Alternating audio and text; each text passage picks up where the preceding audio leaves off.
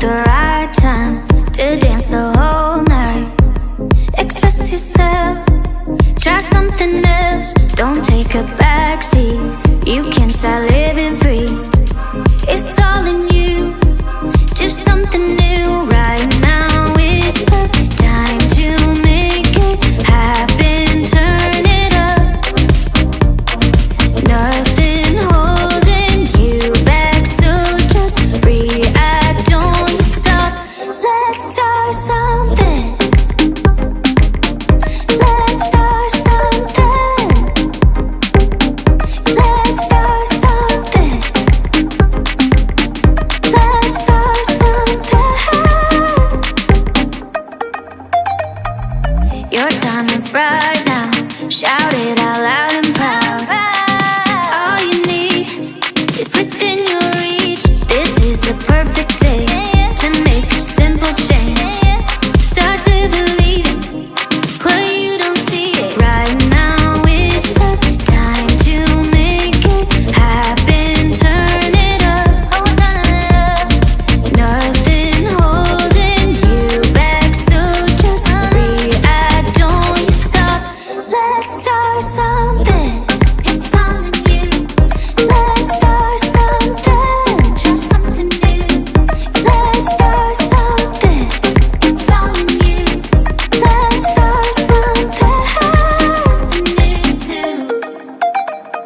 It's not complicated if you wanna take it. It's not complicated, you can have it, make it. It's not complicated if you wanna take it. It's not complicated.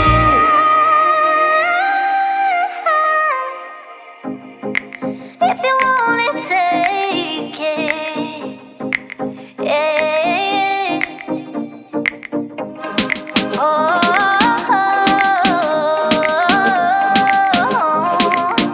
let's start something. Let's start something. Let's start something. Let's start something. Let's start something. It's all in you.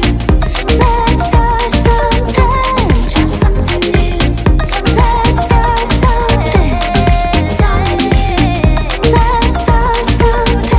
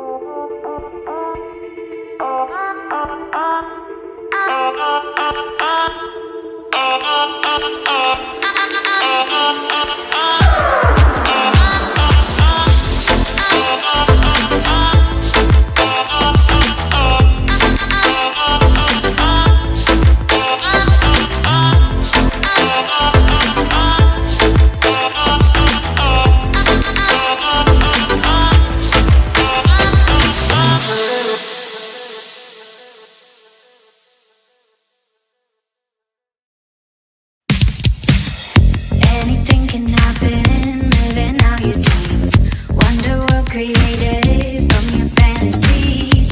Never thought that heaven could be reality. A life of endless colors. Let yourself be free. You can be everything you want to be. You can be dangerous. You can be everything you want to be. Imagine yourself here. See yourself in lights brighter than before. Leave all your tired lines for shades of red and orange. Dance beneath neon signs. This is the only place where everything goes right. Don't let it go to waste. You can be everything you want to be. You can be dangerous. You can be everything you want to be. Imagine yourself here.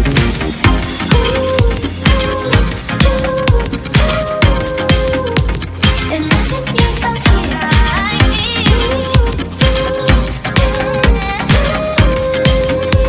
Imagine yourself here. Welcome to your future. It looks better than before. Welcome to. Hey, happy Tequila Thursday, everybody. Welcome to this episode of Keeping It Real with the Hombre. Just have a major dilemma going on here that I needed to take a look at and see what's going on. So we'll see. I think this cap broken. Broke. Now the bad thing about it is with this cap broken, this is my sample of the Don Abraham High Proof Añejo. I think some of it evaporated out, unfortunately, because of the leak. So it's unfortunate because it was really good, and now it's not. It's kind of evaporated out. So, and this is the sample of the Dos Madeiras Carrera cast strength Añejo. That is on its way here now. Should be here next week, according to what I heard. So those of you that are members of the Tequila Barrel and Agave Collective will be getting that barrel hopefully within the next 2 or 3 weeks, which is great because the stuff is fantastic. It's really good. So happy Thursday. Hope you guys are having a good week. It's been really busy here in the Hombre Cave. This last week. Let's check in with some of our subscribers and see what's going on here. Hey, the one, Ola. Bienvenido, welcome. Happy Thursday. Glad you can make it tonight. Mario. Happy Tequila Thursday to you too, amigo. Bienvenido, welcome. Glad you can make it tonight. Good to see you guys. So, let's talk a little bit about what's going on here. The Santo Extra Añejo has arrived and is almost gone. All the members of the Tequila Barrel and Agave Collective got first dab at it, and they bought a lot of it, and which is great because these bottles are special, and I keep trying to tell people that we're the only ones in the world to have the Santo Fino Extra Añejo right now. We're the first ones in the world to get it. And we're the only ones in the world to get it, and we're only ones in the world to get it as a single barrel. So you can't find this anyplace else in the world, to the point where I actually had to deliver it to Sammy Hagar. And when I did, I had him sign one of my bottles. I got 6 bottles up here now. You can see them all lined up here. But one of the things I think people didn't realize is when you have something like that, like if you look at what some of the first load bottles of some things are going for these days, this is a future collector's item. And what happens is people don't realize that, and they buy one, they don't buy 2, they don't keep one. And then later on down the road, when people are like, yeah, I would really love to try one of the first ever Santo Extra Añejos, and someone's like, well, I got one, and they're like, okay, well, I'll give you a couple grand for it or something, you know? So it's like, these old bottles, these kind of bottles become treasure bottles. They become valuable bottles. And so $100 investment And it could actually pay off if you decided you wanted to sell it to somebody, which is, illegal, but but you're the only one in the world to have it. And so I've got 6 of them now, and it's like, and the reason why I bought 7, I drank one already. But the reason why I buy a bunch of them is because this is really special stuff, and I want to be able to 5 years from now to say, hey, do you want to try one of the first batch ever of Santo Extra Añejo, and the only batch ever of Santo Fino Extra Añejo single barrel. This stuff's really special, and it was handpicked by me, and I get 2 sample bottles. I got Nuestra 1 and Nuestra 2, and the first one wasn't good, so the second one was like, okay, yes, this is good, and it's really good. People are going crazy about it, which is great. They keep coming back and buying more, adding more. Everybody said it's really delicious. They really enjoy it. You can tell there's no additives in it. It's just absolutely amazing. There's only 10 bottles left now. It's still available on fermentandstill.com. 10 bottles. Once the 10 bottles are gone, it's done. It's fini. It's no mas. So if you haven't gotten any yet, and you were like, you don't want to miss this for $105.99 too. It's a great price for this quality of an Extra Añejo. So get over to Ferment and Still and buy one of the bottles or buy 2 of them or whatever. There's only 10 left right now. As of tonight, right before the show, I checked. There's only 10 bottles left. And then it's done. So there's 240 bottles total. So we sold 230 of them already. There's only 10 left. So don't miss out on that. Then I told you guys the Carrera double Madeira single barrel Añejo. Cask strength Añejo is coming. There's only 5 barrels of this made. This is my sample from the barrel that I picked when I was up there. The stuff is phenomenal. It's so good. And we got a price. It's going to be like right around $80, which is really good for us. 102, I think it's 102 proof, 51% alcohol, 102 point something proof, cask strength Añejo, double Madeira because it was in 2 barrels. So it started out in previously used bourbon barrels and finished in a Napa Cabernet barrel. And the flavor profile on this is just ridiculous. It was heads and shoulders above the rest of the barrels when I tried them. And I was sitting there with Mauricio and Lalo, Camarena, and when we tasted them, I look and I go, oh, this one's the best. And they go, yeah, we agree with you. There's one standout barrel, and that's it. And so the Tequila Barrel and Agave Collective members are getting the best barrel, and this stuff is amazing. Absolutely beautiful. So the other 4 barrels, not so good. I would pass on them.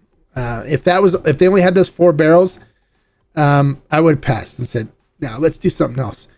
I wasn't a fan of them at all. But this one, by far, the best.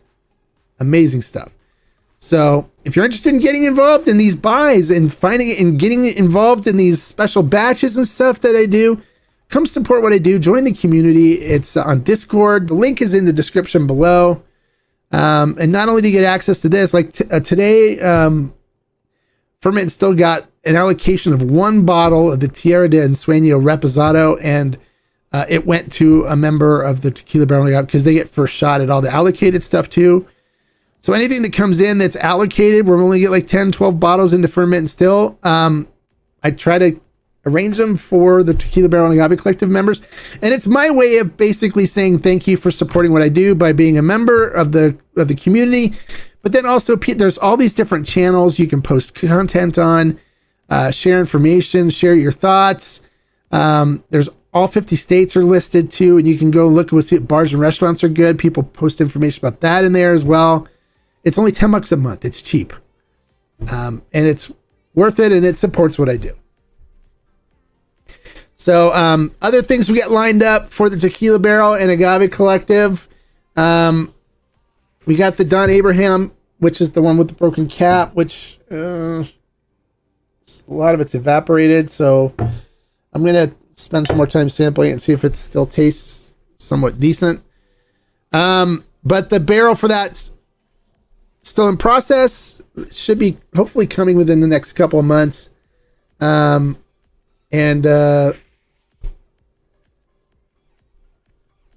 we'll see. I mean, I'm waiting for an update on him on it. And then this week, I just got I got a good friend of mine, Salvador Chavez, or I call him Chava Chavez, with La Luna Mezcal reached out, and we're gonna look at doing a aged tequiliana. So it's pretty much like tequila. It is tequila basically, but it can't be called tequila because it's not made in the tequila DO. But they use Weber Blue Agave. It's made like a good ancestral tequila, but it's going to be aged in barrel. So he's going to send me some samples, and we're looking at doing a single barrel. So if I find one that I really like, we'll do it. If I don't find one that I like, we'll probably pass on it. But we may be the first to get a La Luna aged mezcal barrel and help launch that for him with the collective. So that is something that's exciting, and it's going to be really good for the collective members as well. So it pays to be a member. It does. It's you get a lot of really cool things, and then you also get access to me where if you have questions, want to know something, join the Discord, and anytime you have a question, you post, and people tag me all the time, ask me questions. I always respond back and answer. You want to support me here? There's a way of doing that as well. Here on the live streams, if you look on the chat, there's a $sign down there. You can click on the $sign. You can do a super chat or a super sticker, and pick what you'd like to donate, and all that stuff helps too in supporting what I do and my travels to Mexico and putting these projects together. And it's all appreciated if you guys want to do that. It's much appreciated. So what else do we get going on? Okay, I'm going to be doing a new series. I think this is going to be kind of fun. It's going to be on YouTube, but it's going to be for YouTube members. So in order to be a part of it, to see it, and to comment, and to be involved in it, you have to join and become a member. It's $10 a month on YouTube. This way too, I can raise money to keep traveling to Mexico and doing these things, putting a tour together and stuff like that. All this helps fund what I do. I don't charge brands for reviews. I don't believe in doing that because I like to keep my reviews unbiased and honest. And so this is the way I do it, is through these memberships and through you guys watching the videos here on YouTube. So I'm going to be doing a new live stream, and I'll probably do it twice a month. And it's going to be, I'm going to call it like Tea Time with the Hombre, or Dish in the Dirt, or something like that, where I'm going to tell you guys some stuff about people in the industry and things that are going on, things that I hear. So you get kind of an inside scoop on what's going on in the tequila industry, what's going on with certain influencers, and what's happened with certain brands, with certain people, and all kinds of dirt. So it's going to be kind of fun because I get all this stuff. I get all this information. I know a lot of things about a lot of people. And so I thought it'd be kind of fun to share it with the members. And this way, only people that could see it are people that are members of the YouTube channel. So if you're interested, join the YouTube channel. Look for, I don't know, should I call it Dish in the Dirt, or should I call it Tea Time with the Hombre? I'm trying to think of like a nice name for it. But we're going to have some good detailed stories and information about what's been happening in the industry with certain people and certain things and certain brands and certain things that have happened and been done, and stuff that I always get downloaded to me by all kinds of people in the industry, including a lot of the master distillers and brand owners. So that's going to be fun. So make sure you watch for that. So Helios, oh, you wanted that at that Ensueño repo? Yeah, a lot of people went after it, but we had one member that was really fast and grabbed it first. And that's the thing too, is if you do join the Discord, set the notifications on, so when I post something, you get notified right away so you can react, because a lot of times some of these allocated bottles go fast, and there's people that have it set on notification that get notified right away and that jump on really fast when I post something and grab the stuff, because we get some really good offerings on there that people all the time message Ferment and Still and ask, hey, are you guys getting this? And they're like, no, we've already gotten it. So that's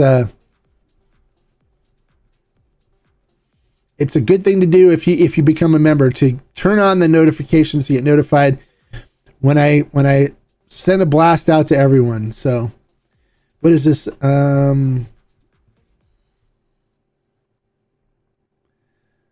Chism with the Hombre?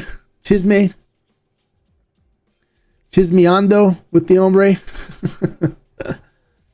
All right, maybe we can do that.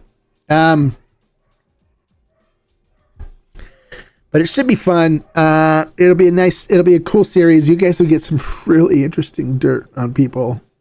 Not really dirt, but tea. Things that have happened that people in Mexico talk about. And they share with me, because for those of you that don't know, I'm an honorary Mexican. A lot of the producer friends call me an honorary Mexican. And it's because I have all these Mexican themed tattoos on, and then so every Mexican Independence Day they always message me Happy Independence Day and stuff. So it's a fun. And then like the Camarenas, I'm an honorary Camarena, so Mauricio calls me hermano, and Lalo calls me tío. So it's a good group of people. So I enjoy my relationships that I have with a lot of these people. So I won't be telling you who told me the stuff, but I'll give you the dirt and what's been told to me by people, what people have been doing, what people have done while they were in in Mexico. Hey, Quicksilver, bienvenido, welcome. Glad you can make it. Happy Thursday. Welcome to Keeping It Real with the Hombre. So, let's see what kind of things you guys want to talk about today. I'm not going to tell any stories because I'm going to save the stories for the live stream for the members. But what do you guys want to talk about today? Let me see. I did the review of the Tierra de Ensueño. It's good. I liked it. It was good. It's the one that the thing with those though, and I don't know if I'm a big fan of what they did or not, in that they released two reposados. They released one that was aged in rum barrels and one that was aged in Rioja barrels. And if you're not familiar with a Rioja is it's a Spanish wine, and I talked about this in the video. It's a Spanish wine that's primarily Tempranillo grapes, but it could be a blend. It could have other grapes in it too, but it's primarily Tempranillo. So I believe, I don't know which winery they got the barrel from, but it's mostly Tempranillo. And if you're going without, Tempranillo sounds familiar. It's the same grape that was used in the barrel that Dos Angeles Caídos uses for their Rosa. They use Tempranillo barrels too, but theirs comes from the Valle de Guadalupe in Mexico. And I don't know if you've been seeing, like, there's these paid promotions going on now with the Rosa tequilas and stuff. And so they now have all these different influencers talking about all the top Rosas that they were told to tell were the top Rosa. So it's kind of a funny thing that's going on with that. But other than that, what are some other things? I just got the newest Lagrimas in. So I'll be doing reviews of those. I got some other stuff that I got some Dos Pasiones Mezcal that came in. That's going to be really good. I got a Bacanora that I need to review. That's should be really good. What else? I got the Cierto Private Reserve in, and I got to do reviews of that. And then I've got the Four Copas, both the regular expressions. I don't know why this cord wants to keep coming out like that. The regular Four Copas and the 110 expression. So I'm going to review those as well. And then we got some other things that are coming in too. I got some brands messaging me every day. And we'll be doing some reviews of those. So, what are some brands that has a better Reposado Añejo than Blanco? I don't know. See, having a better anything is going to be subjective, right? What happens is I go, oh yeah, I like this brand. I think their Blanco's not great, but I love their Repo and their Añejo. And then people go like, oh, their Añejo's horrible. Oh, their Repos. Or it's like this. I'm sorry. Let's use mine. I don't agree with you. I think their Blanco is amazing. It's one of the best Blancos I ever tasted. Or then you're like, oh, I think their Repo's far better than their Blanco. I don't agree with you. I think it's all trash. It's just a bunch of garbage. Blah, blah, blah, blah, blah. Or you're like, hey, I really like their Añejo. Their Añejo tastes like garbage. It's got additives in it, and it's horrible. And you're like, no, it's no additives in it. Oh, yeah, I can tell it's got additives in it. I can tell. Yeah, it's definitely got additives. You're like, oh, just be quiet. So I don't get into this whole what has better. You want me to give you some good repos? I'll give you some good repos that I really like. You want some good añejos? I'll give you some good añejos.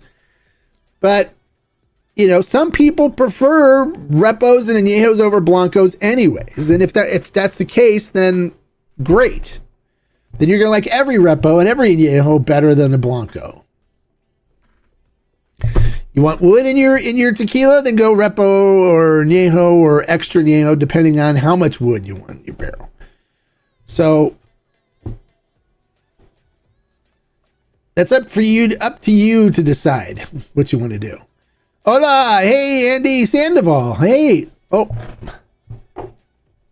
Deputy Sandoval. Deputy Sandoval, it's about time you showed up for work. We've been missing you here on the Tequila Police, and we hope to have you here frequently now. There we go. Deputy Sandoval.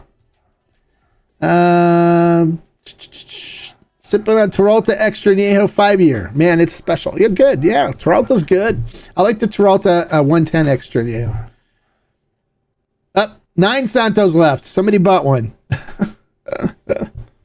Was that you that just bought another one, EBA? Let me see. I can look and see. Do we have 9 left now? Yes, we have 9 left.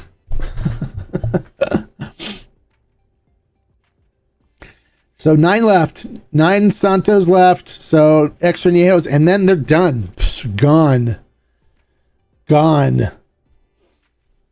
So, but yeah, it's, saying who has a better repo and añejo than blanco.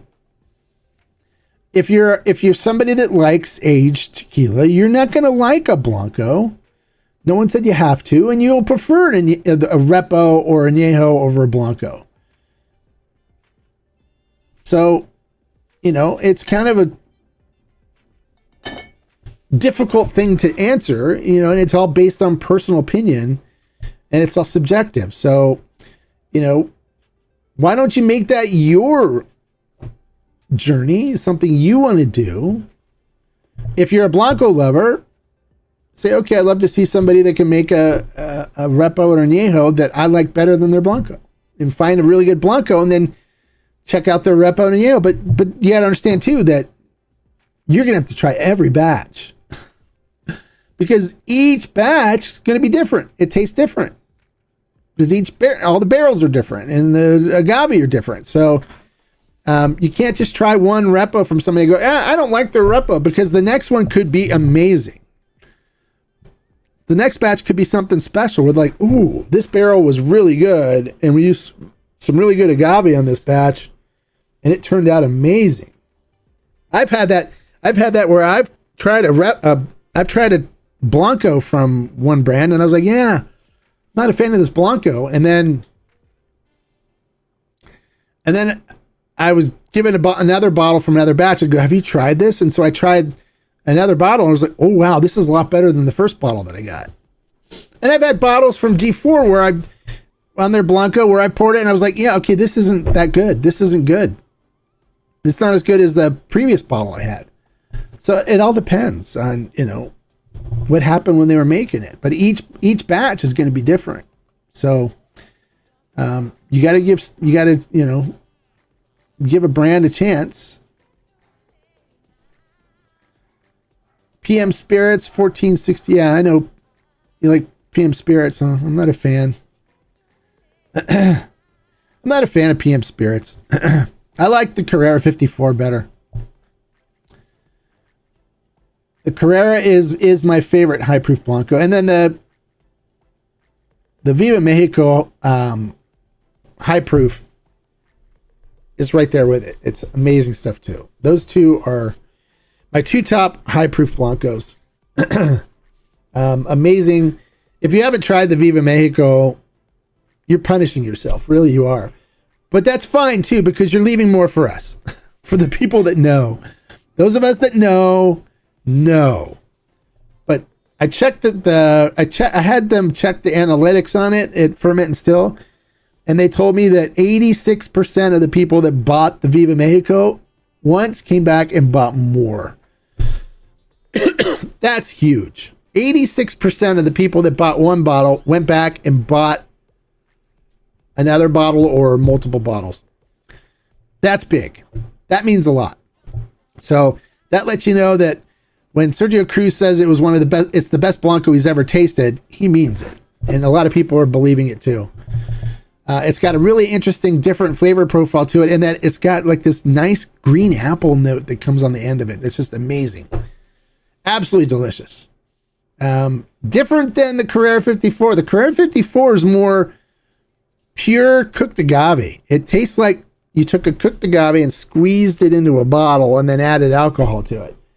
It is so rich in cooked agave. It's like biting into a cooked agave at the distillery. It's exactly what it tastes like. It's so much agave. It's a punch of agave in the mouth when you taste it, which is amazing. That's what we were looking for, and we hit it. Sergio Cruz is the GOAT. He's definitely a great tequilero master distiller. That's for sure. I enjoy spending my time with him when I'm there up in Arandas.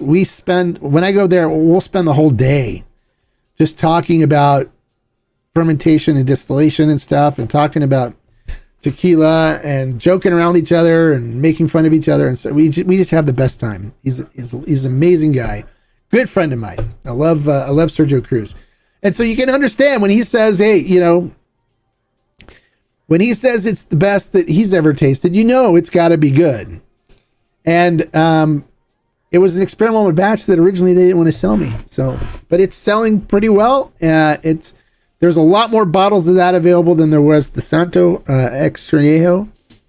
So there's still some of it left, and there's still some of the Carrera. And the one thing about the Carrera, though, the 54, it's batch one. So if you've gone to another store and bought another batch, great. It's good.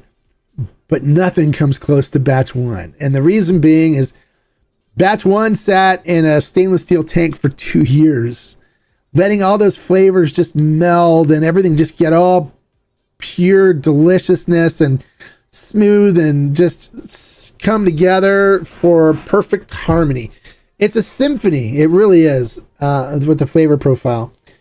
And some people, if you don't like a lot of flavor, if you like your tequila bland, it may not be the right one for you. But if you like a lot of flavor, if you've ever bitten into a piece of cooked agave, that's what it tastes like. It's a lot of flavor, rich, complex flavor profile, and it's just wow, amazing. It knocked me off my feet when we finally got the final product after working with him on it, and it came out. I was like, yeah, this is it.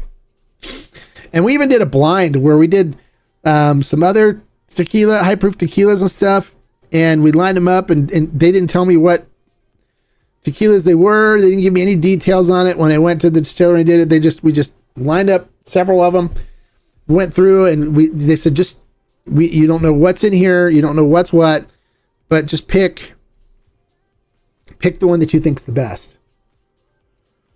So I went through and tasted them, and cleaned my palate out with water as I was tasting them, and went through all of them. We had probably, I think, 6 samples there,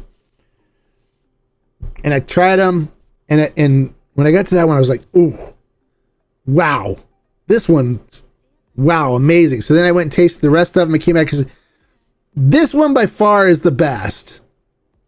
Is absolutely amazing. And they said, that's your 54. And I went, no way. That's your 54. And I went, wow, amazing. It blew all the rest of them out of the water. So that's how good it is.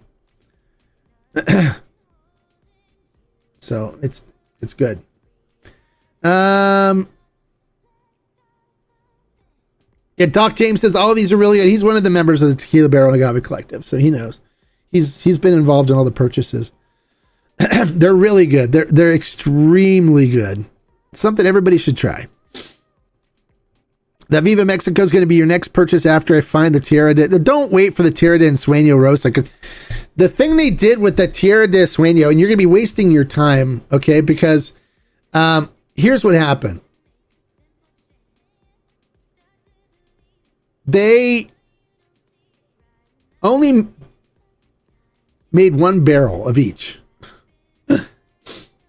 1 barrel. That's it. So there was 230 bottles, I believe, were total. 200 of them came for the whole entire United States. 200. Only 71 bottles came for the state of California. And it's the largest consumer of tequila, the largest consumer state in the United States. Only 71 bottles. The allocation for most stores was 1 bottle. So you saw it go up and then you saw it disappear, sold out. And why do they do that? Because they think everyone's buying a bunch of bottles. Oh my God, everyone's buying it. Everyone's buying it. No, 1 person from each store bought it and it's gone. That's it. So it's going to create a lot of hype, a lot of excitement, and in FOMO, people are going, oh my God, it sold out so fast. Well, because there's only 1 freaking bottle. 71 stores got 1 bottle. That's the allocation. And it's gone. So it's like taking the Santo single barrel that we did, the extra añejo, and trying to distribute it throughout the entire United States. Okay, you get a bottle, and we have 200 stores, 240 stores that get a bottle. The next thing you know, that you see it go up on the website, and then it's sold out. It's like, oh, all these people are buying it. Oh my God, it's gone. I can't believe it. It must be amazing stuff. I need to find it, and blah, blah, blah. Now that everyone just got 1 bottle. That's your allocation because you're a special client of ours. So we got you 1. There's plenty of Blanco. They made a lot of the Blanco. So I don't understand why they did that with just, they should have done 10 barrels. They should have done 20 barrels. And that way there's enough for everybody to try it. But no, they create this excitement so that when the next batch comes out, everyone's going to be jumping on it real quick because they don't want to miss out because the FOMO. It's marketing stuff and it's clever and it's really, really smart because it gets people fired up. They want to know what they're missing out on. That's what they want to do. Was it just bought the Viva Mexico High Proof? Can't wait to try that. Thank you, Hombre. You're welcome. It's great stuff. 818, we're not going to agree on that. I don't agree. Sorry. It is way above mid. And anybody that says that is somebody that's never tried cooked agave. And that's my opinion. So I'm entitled to my opinion too. So it is absolutely one of the best high proof Blancos on the market. But you're entitled to your opinion. So Some people like the thrill of the hunt. Well, it's not really a thrill of a hunt when it's impossible. Well, like I said, you're entitled to your opinion. I disagree. I wholeheartedly disagree. But most of the people that would say something like that are ones that have never tried cooked agave, have never eaten cooked agave out of an oven. Because those that do go like, yes, this is cooked agave. Wow. Well, different people like different things. You don't like cooked agave? That's great. You want more fermentation notes in your Blanco? Great. But I disagree, and I'm entitled to disagree just like you're entitled to disagree. G4 Madeira is good. It's good. It doesn't rank in the top 10 for me, though. But it's definitely good. It's not selling anymore, so there's still like bottles up on Ferment and Still that are available from this batch 5 that came out.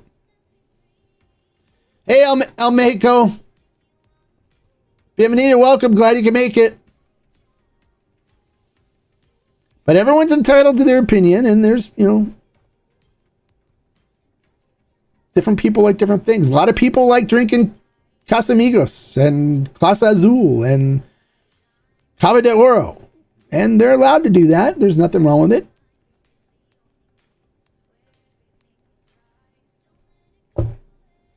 So, we're all entitled to our opinions.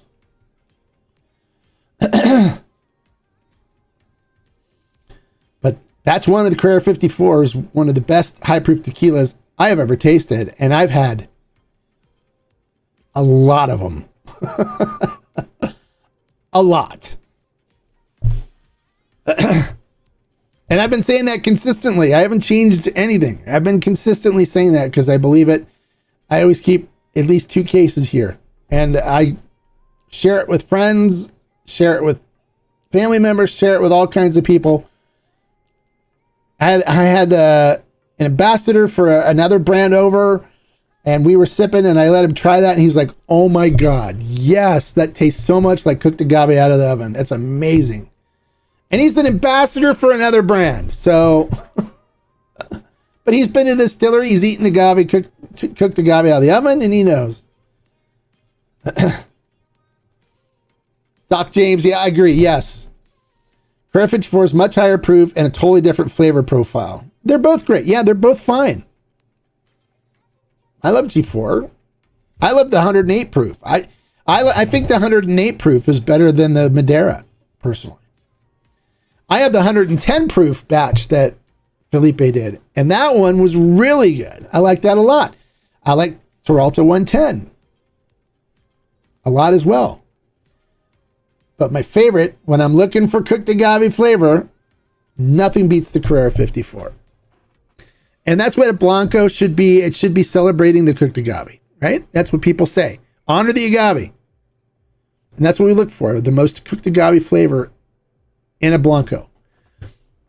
And it was so good that they decided that they wanted to dilute it down to make the 40% on that batch. And they did. And it was batch, I think it was load 45, I think, for the Blanco. I still have some bottles of that. That Blanco was amazing as a 40 proof, 40%. They said it sold the fastest that they've ever seen any other 40% Blanco sell on the shelves in Mexico and the United States. The load sold out so fast they had to crank out more.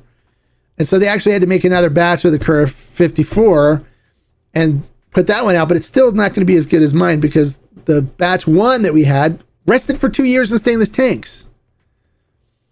So they didn't have any more to dilute down. So the batches that they had that they diluted down for the Blanco, for those of you that tried it, because it came out, the Blanco hit the United States faster than the 54 did because they were still working on printing the tags and stuff. But when it came out, I told everybody, go get it. It's the same flavor profile, and people were getting it. And it sold out so fast that they had to keep producing more and getting more on the shelf. And in Mexico, it blew up.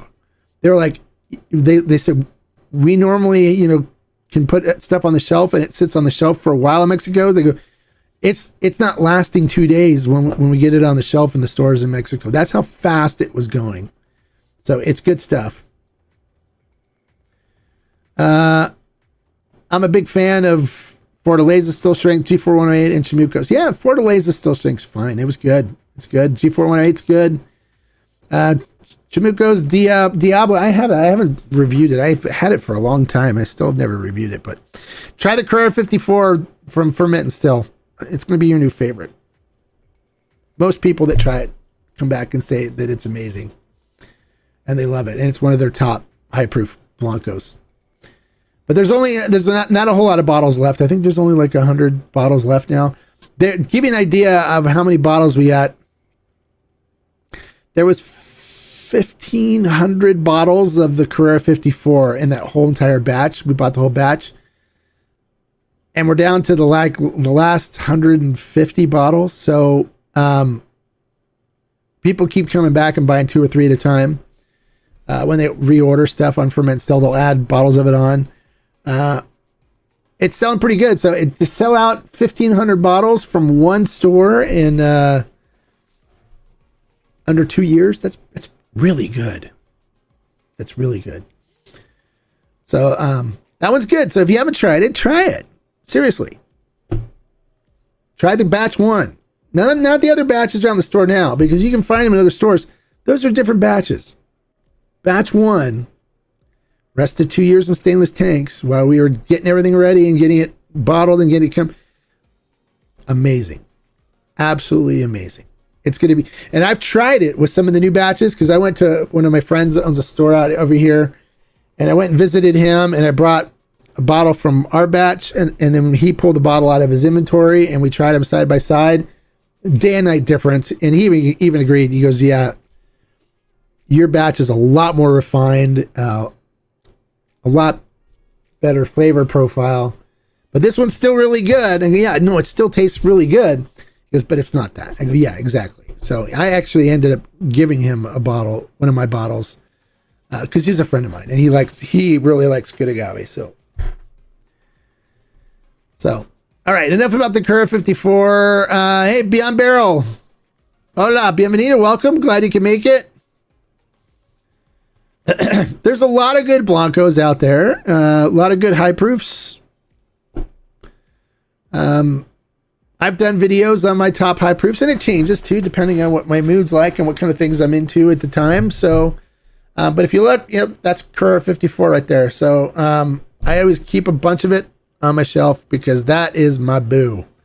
That is stuff. When I want to show people what cooked agave tastes like, I always go back to that. Because it makes a lot of the other ones taste bland. It kind of does, in my opinion, which I'm entitled to. All right, so what else? So we got the single barrels and stuff coming in. That are going to be great. What other any questions you guys have? Any things you guys want to know about? We can talk about any subjects. What's going on with you guys? That's what I'm here for. I'm here to answer questions with you guys and be real. Keeping it real. Fortaleza is overrated and I agree. The pricing on it's crazy. Although it's good tequila, I don't think it deserves the hype that it gets. If you ever watch the live stream that I did with what's their names? Those bourbon guys that I'm drawing a blank on their name right now. But we did an añejo blind challenge where I sent them añejos, and Fortaleza finished last. They picked it last. Batch Nuevo Uno was like the top, I think, for a few of them. But I agree with that. Still can't find 100 plus Blanco that I could say I enjoy because the trade balance and being complex is a big punch in your face flavor. I tend to stick to 90 proof tequila. Okay. Different people like different things. You should try the Try the Viva Mexico. It's only 96. It's 96, yeah. Yeah, 48%. So it's not that much higher than what you were looking at.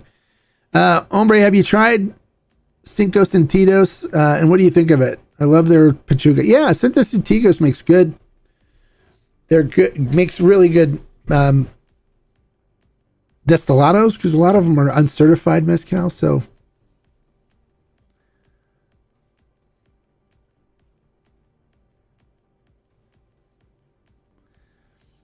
So yeah, I have a bunch of those Cinco Sentidos. I have the Quiche over there. I got the Poblano, the whatchamacallit. It's like it's the Christmas in a bottle. The Mole Poblano. That's what it is. That's right there.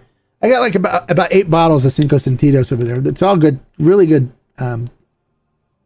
uncertified mezcal. Yeah, it's Fortaleza is very good. It's good tequila, but it's overrated and overhyped, and people are paying way too much for it. They shouldn't be paying that much, because there's other tequilas out there that are half the price of what it's going for now that I think are better. Definitely a lot better. I actually like this Santo Extrañejo that we got. It's really good. I know people are like, oh, it's a celebrity brand. You know, that's BS. You know, let's talk about celebrity tequilas for a minute. What makes celebrity tequila bad? Is a celebrity tequila bad because the celebrity owns it? No. A celebrity tequila is bad because of who makes it and how they go about buying it. So let's talk about how celebrities. But let me address this real quick. Let me see. What does it say? Carrera's a clear top 5 Blanco, in my opinion. I can't name one Blanco that has more agave. Thank you, Curtis. Yes. Thank you so much. I agree 100%. Okay, so let's talk about how typically a celebrity goes about getting in tequila, or the reasons why. Okay, so most of the celebrities out there decide, hey, I want to get into the tequila business because I like tequila or whatever. They say some cockamamie bull thing like, I couldn't find. Let's do this. I couldn't find a tequila that I liked, so I had to go out and make one myself. Which is the biggest crock of that I have ever heard in my life. That makes me want to vomit when I hear people say that. So it's because they haven't tried anything, but it's part of their story. They make it part of it's like some of these celebrities that own tequila, it's like they're thinking, what can I tell people that would make them want to buy my tequila? And I think what happens is they get a little guy on the shoulder that goes, yeah, go ahead. Tell them you couldn't find what you liked. Yeah, because all other tequila that's available in the whole entire country of Mexico and the United States is garbage. And you know how to make a good tequila because you're famous. No. But that's what a lot of them say. So what they do is they hire a consultant. There's guys in Mexico, and I've run into, they know me. I know these guys in Mexico that are contractors. And what they do is they're known for people to connect to if you want to start a brand. And what they do is they have agreements with some distilleries where if you bring them here, not only do you get your fee from them, but we'll give you a cut on whatever they buy. So they bring them to the same distilleries. They get them juice that's already made because they don't know any better. And they flavor it up for them. They'll take a Blanco out of a tank, put it in different things. They add different amounts of additives and stuff to it and make it taste good and stuff. And then they say, okay, you try all these and pick which one you like. And so then the celebrity goes, yeah, this one's, it's like this here. It's like yeah,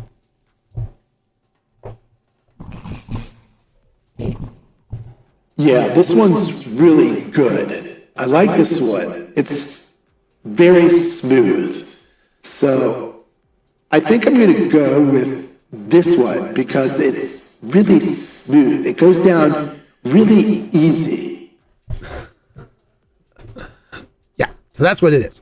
And they're like, okay, all right, yeah. So that's the one. And then they have a note on how much flavoring and what they did to it to make it that way. And then they can reproduce the same flavor profile all the time. There's those celebrities out there, yes. And then there's a couple of exceptions. There's the ones that are really serious. And I have the pleasure of getting to know two of them that are like that. Sammy Hagar is one of them. Yeah, like Chris says, sir, that one that you thought was really smooth, that was your glass of water. Why don't you try the tequila over there, sir? Or it's like a... Oh yeah, this one's really smooth. What? Oh, I didn't see it says H2O on it, baby. My bad. It's got a nice minerality to it though, and it goes down like water. Oh, that makes total sense though. But a bunch of them are idiots, right? And they're like, okay, I'm so excited. I own a tequila brand now. What am I going to call it? Oh, I'll call it. How about we name it after my area code? Because I got hoes. I got hoes in different area codes. Area codes. Yeah, I'll call it 818. Because 818 is really great. Yay! And so they come out with their brand and they're like, okay, great, you know. And people try and they go, wow, that tastes good. It tastes like, or it's like this. Let me see if I have a voice for this.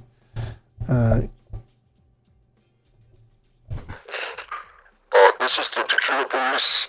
Your tequila doesn't taste like tequila. It tastes like ice cream. That is not what tequila is supposed to taste like. Yeah. I get vanilla and caramel and salted caramel and it's almost like a swirl. It's like a vanilla swirl. That's not tequila.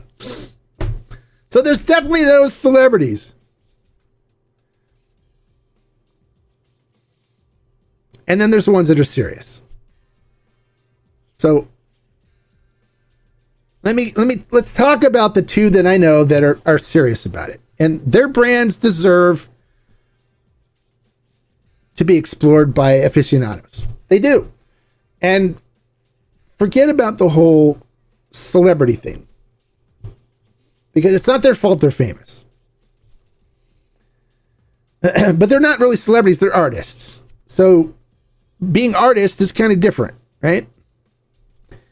But when I sat down with Sammy, when I went to his house to deliver him the Santo, he looks at me and goes, you know, this celebrity thing really bothers me. And I go, I understand. He goes, yeah, people will say stuff about me and about my brand because I'm a celebrity, but they don't understand. They go, you know, I used to spend a lot of time in Mexico drinking tequila. Real tequila, not the crap stuff. And when I opened my bar, Cabo Wabo, the reason I got my brand is because I said, I want to get a good tequila for my bar. That's the whole idea. I wasn't looking to get a good tequila to make $2 million, $2 billion or whatever, $1 billion. I was looking at, so I have a good tequila for my bar, which is Cabo Wabo in Cabo San Lucas. And I said, yeah, okay, that makes sense. He says, so I traveled around to a bunch of different distilleries and found guys that do it right. And he did. Juan Eduardo at El Viejito does it right. He's a master craftsman when it comes to making tequila. If you haven't tried the El Viejito line, it's good. I love their Plata 50. It's really good. High proof Blanco. And I went up and spent some time at that distillery with Juan Eduardo. We've become friends. I chat with him every once in a while. He's a funny guy, a lot of fun. But he tells me he's sitting there and we're drinking tequila and sitting outside on this patio area, having carnitas and stuff and talking. And he goes, Mark, you know, I don't need a lot of money. I don't do this to make money. He goes, so I'm not here to sell a bunch of tequila. He says, I'm here to make really good tequila that I want to drink. He goes, but it's impossible for me to drink it all. So I sell it. But I would never make anything here that I personally wouldn't drink. And I said, that's very honorable. And I admire you for having that mentality. So for him, it's like he's just selling the excess stuff that he could not drink. So Sammy, when he found his producer, he went with somebody that does it right. No additives. Tasted the flavor profile, liked it. And so Juan Eduardo was the first one to make Cabo Wabo. And so when Juan Eduardo's dad got in some problems, some tax issues or something that happened, and they shut the distillery down, Sammy was forced to go someplace else. And so he went to Rancho Miravalle, which is an amazing distillery down in Amatitan that makes Azuñia. And they also make Batch Nueve Uno. They make good tequila too. They don't do additives. They're all agaveros. It's a group of united agave growers. So his track record so far is top notch on who he selects to make his tequila. And Santo Tequila is a good brand. It's tasty brand. Their 110 is really good as well. But that Santo Extrañejo is freaking delicious. It turned out really good. So the other celebrity I want to talk about is Alex Gonzalez, who's the drummer from Maná. So both of them are kind of rock stars. But Alex grew up drinking tequila in Mexico, right? And he decided he wanted to do a brand so he could have something to take with him when he goes on the road. Because when he goes on the road, not all the places they go to has good tequila that he would enjoy. So he primarily bought his brand to like, hey, I want to have something good that I could bring with me on the road when I go to all these different places. And I could even bring it and sell it, so people can try what really good tequila tastes like when I'm traveling with the band. All over Mexico, all over the United States. And I admired him for that. So he picked the Banuelos family out at 1588 El Mexicano up in Arandas. And they make amazing tequila. If you haven't tried the El Mexicano line, it is delicious. It's really good. And they don't use additives. They don't believe in additives. And they make top quality tequila. So if you haven't tried El Mexicano, it's really good. The brand that they make for Alex Gonzalez is Malavida. And Malavida is really good. It's really good line. There's nothing I could find wrong with that line. I like their añejo too. Their añejo is amazing. I still have some of the Blanco downstairs. I drank the Repo and añejo. It's gone. But my wife likes the Blanco, and she's one of the only people that That's one of the old Blancos that she enjoys, that she likes. That's because it's got a nice rich flavor profile to it, and they made it so it doesn't burn. So it's easy to drink. So those are two people that are famous, so people can call them celebrities, that make really good tequila that aficionados should enjoy, and you should remove the stigma from celebrity off of them because they don't deserve it.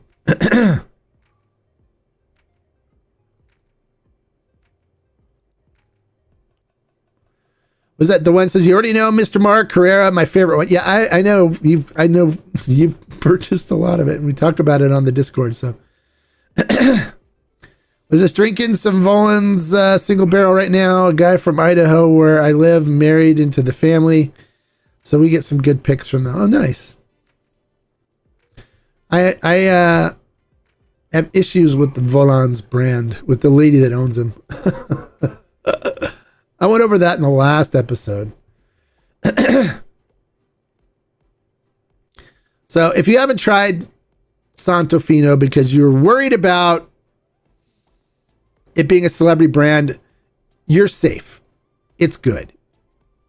I don't get paid by them. This is not a paid commercial.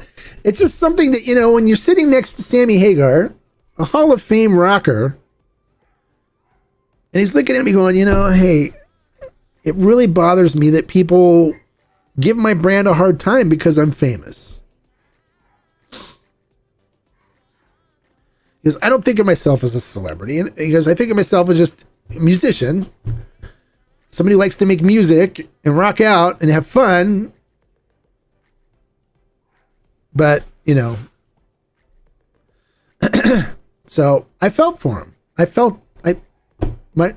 was like, I feel for you,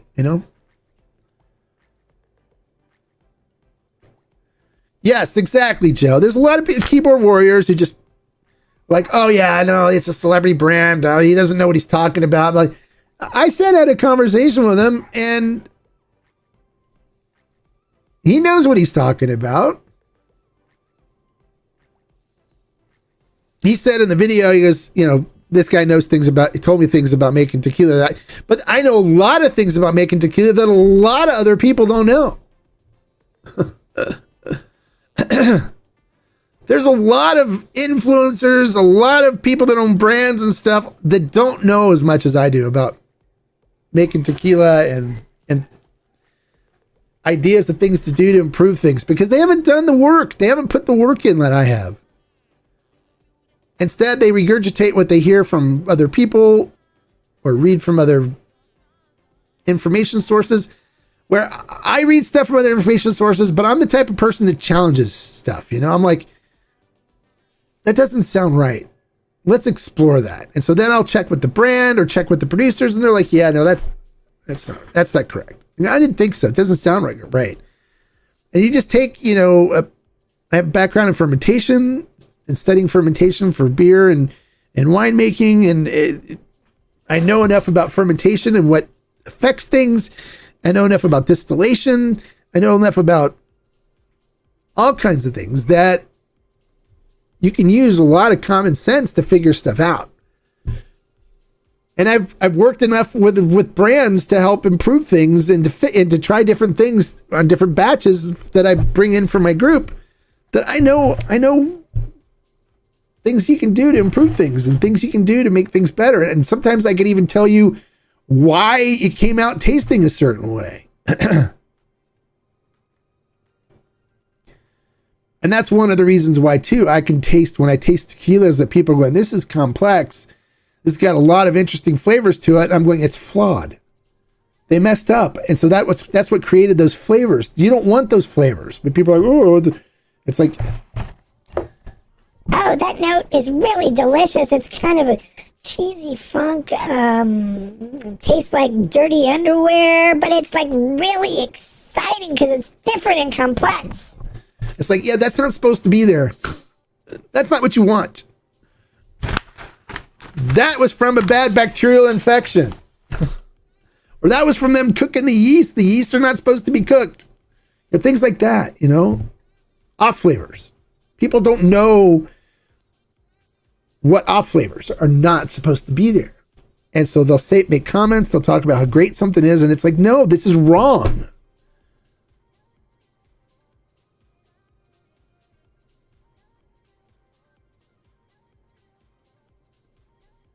So, yeah, I know a lot about tequila making and stuff. So that when he said that in the video, somebody commented, oh, he's a brand owner and he's clueless. It's like, oh, come on. Seriously.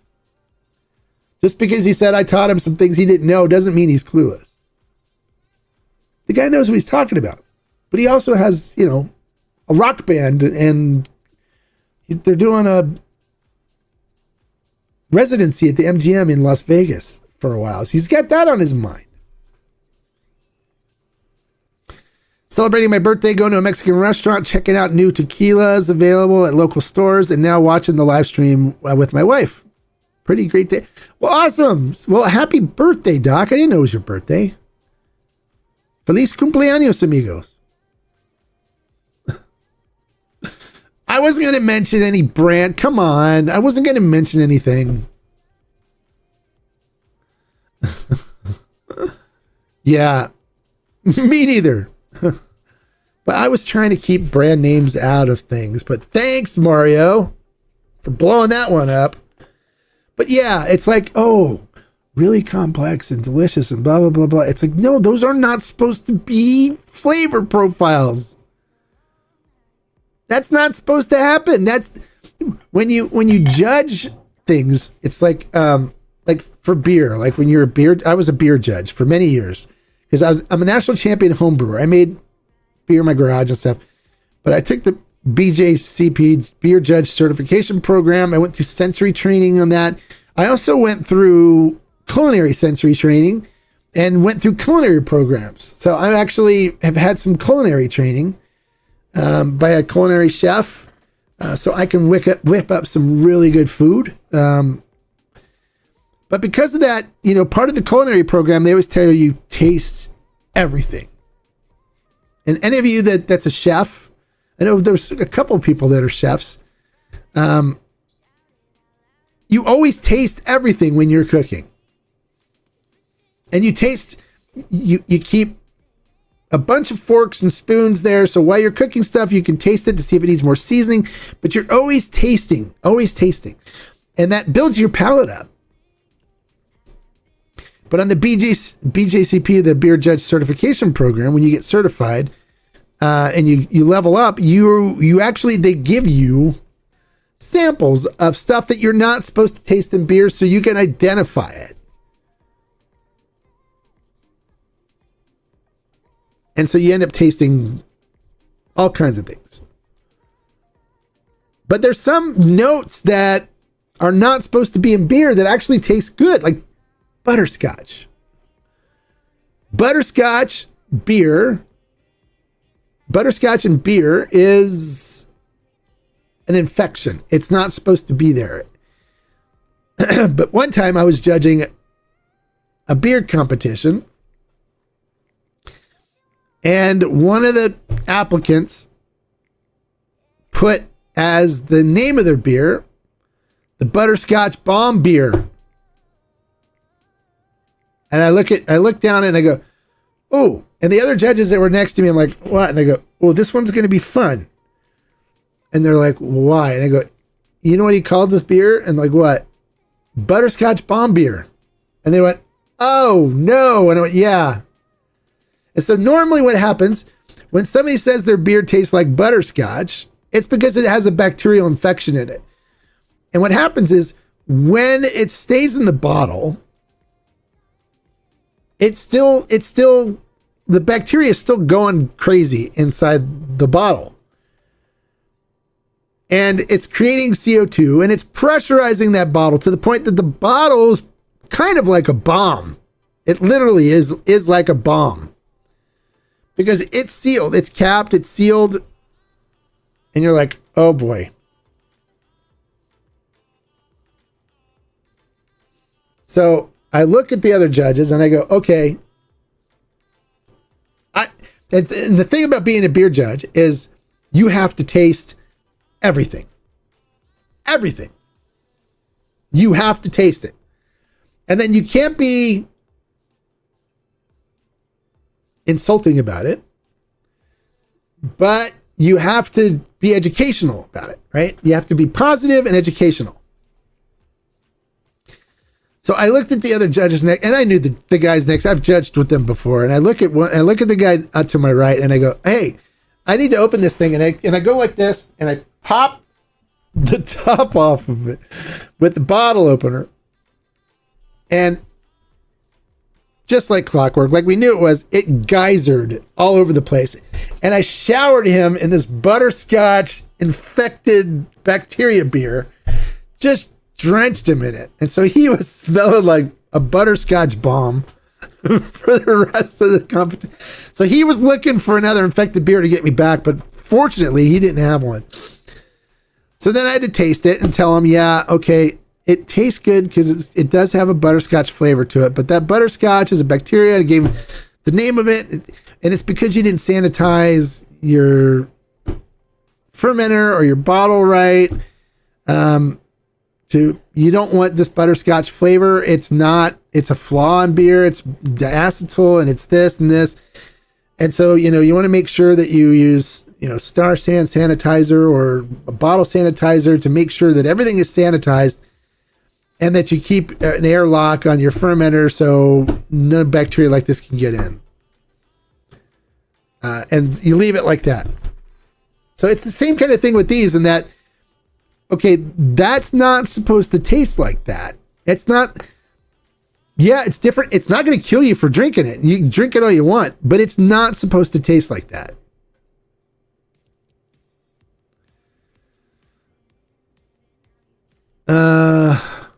What is this? What's something similar to Artenom 1146 on taste profile? Any recommendations? Similar, Tears of Yorona. Although I think Artenom 1146 is better. But you just got to look for something that's got multiple barrels blended together. Because that's all 1146 is. It's not just aged in one barrel. It's got wine barrel, I think Cabernet barrels and bourbon barrel or Tennessee whiskey barrels, or I forgot the barrels that are involved. There's like 3 different barrels blended to it. But that's all that is. It's just look for ones with and Tears of Yorona. You're not going to get much agave from it, but it's brandy, Scotch, and not cognac. Brandy, Scotch, and sherry barrels.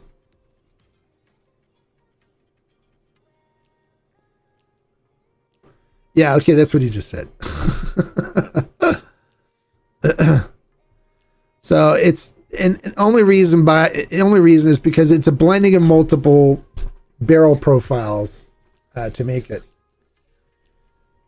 But you want to try some good stuff along the lines of what Artenom 1146 is. Try some of the Cierto stuff, because it's made from the same distillery, except it's the private reserve.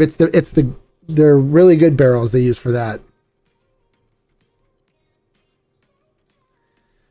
Is there a Añejo out there? Yes, there is actually. El Luchador is purely wine. It's in white Burgundy barrels, so Chardonnay barrels, but it's all purely wine barrels. I think that's one of the only ones. So, with El Luchador, Repo and Añejo are both in white Burgundy barrels. And it's delicious. It's really good. I like their Añejo. It's really good. But that's one that's purely wine barrels. And I recommend it. I have El Luchador. Where's my Luchador?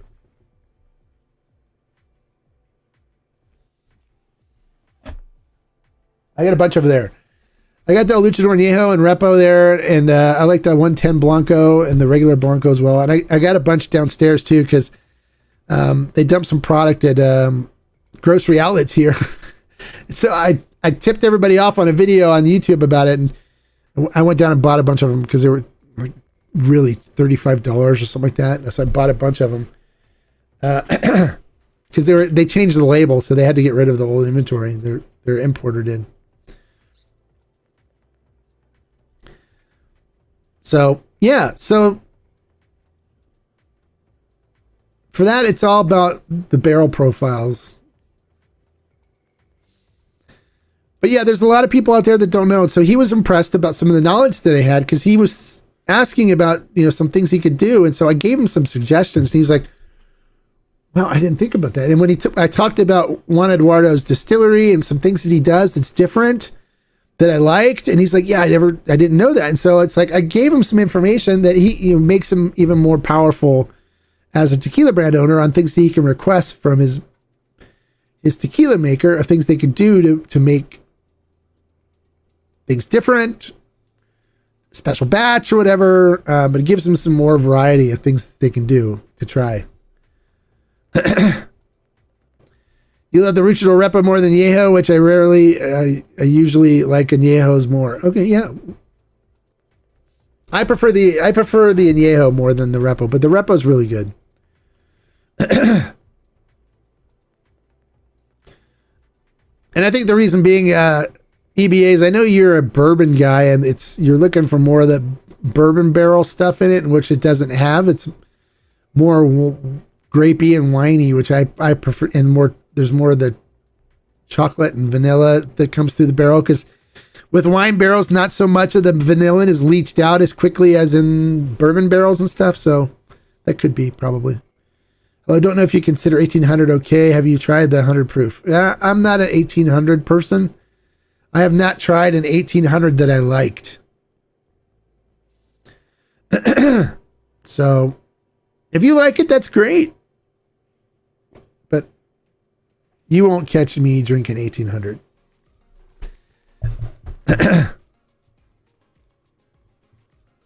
It's because I've tried it. I went to the distillery and tried it, and I was like, no, it just doesn't taste good. It doesn't taste as good as some of the other more traditional stuff. And so I'd rather spend the money on stuff that I enjoy drinking, right?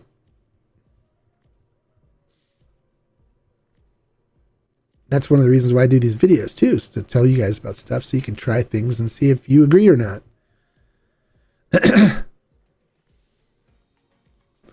What makes the barrels used by Cierto better? The fact that Enrique puts them aside for him, says, oh, this barrel's really good, we're going to put it aside.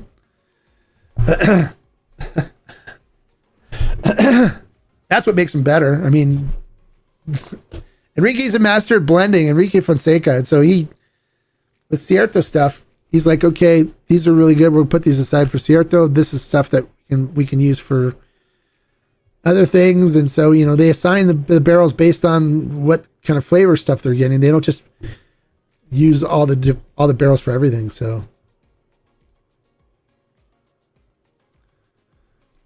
looking forward to trying. Oh, awesome. Yeah. Good.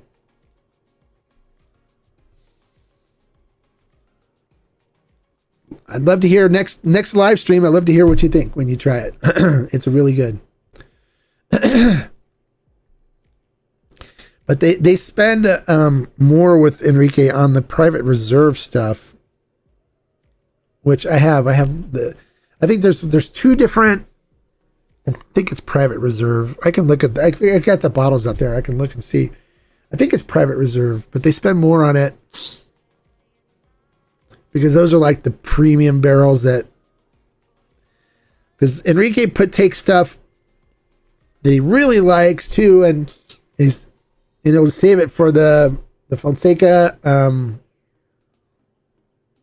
the Fuenteseca, like the 5 year, 7 year, 8 year, 9 year, 20 year, whatever. He saves some of the premium ones for that too.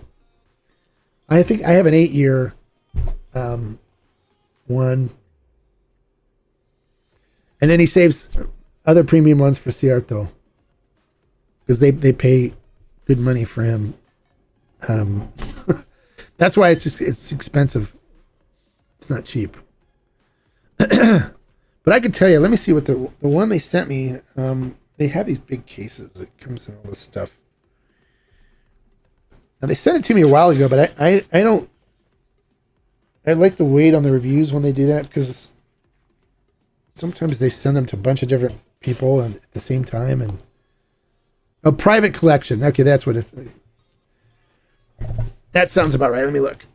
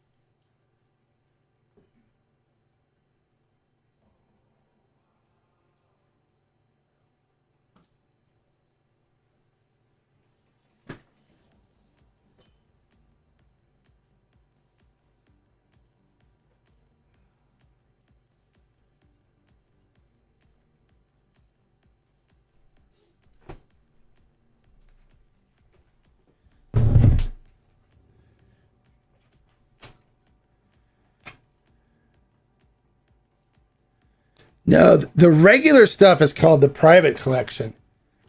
This is the reserve collection. Let's see if I get. There you go.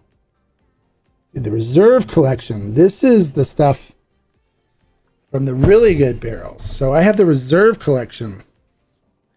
So it's not private reserve, it's reserve. I guess the other one, the regular one, let me see, is the regular one the private collection?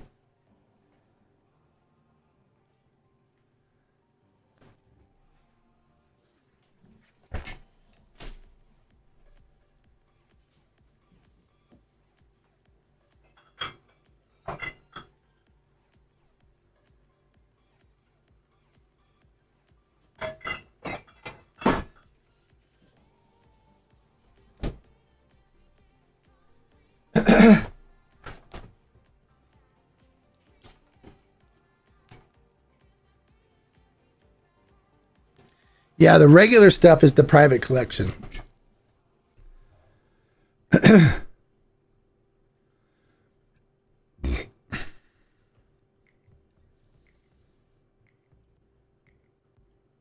How is 1800 made?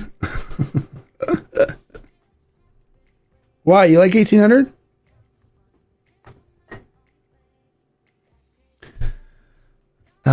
You know Jose Cuervo owns 1800, right?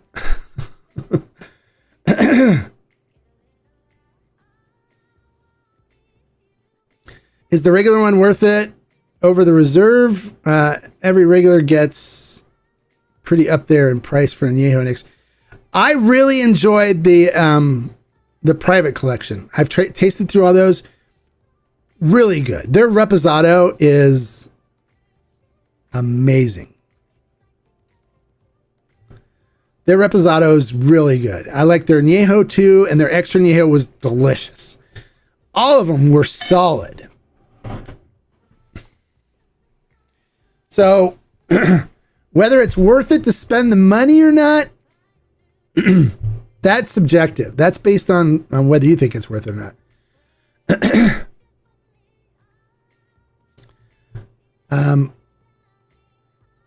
I think the private collection was worth it. So when I try the reserve, I don't know what the pricing is on the reserve, but I'll look and see. But I thought it was worth it.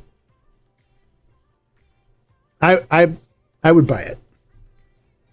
But it's not an everyday sipper by no means. It's not an everyday. It's a special, you want to have something when you want to have something really good. I pull that out. It's like Raysol, right? My Raysol bottle sits there. Raysol is not an everyday sipper. It's a $300 bottle of tequila. But when I want something really good and want to pull a top shelf one out, I'll pull the Raysol out, or I'll pull the Cierto out, or even like the Ocho Extra Añejo, or some of the top stuff. Or even the 135th anniversary from Casa San Matias. That stuff is amazing. I love that stuff. Yeah.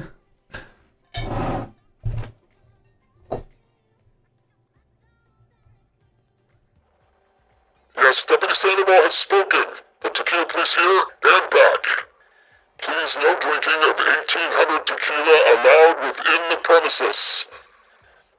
We do not make fun of you for drinking it. If you like it, please, by all means, do so.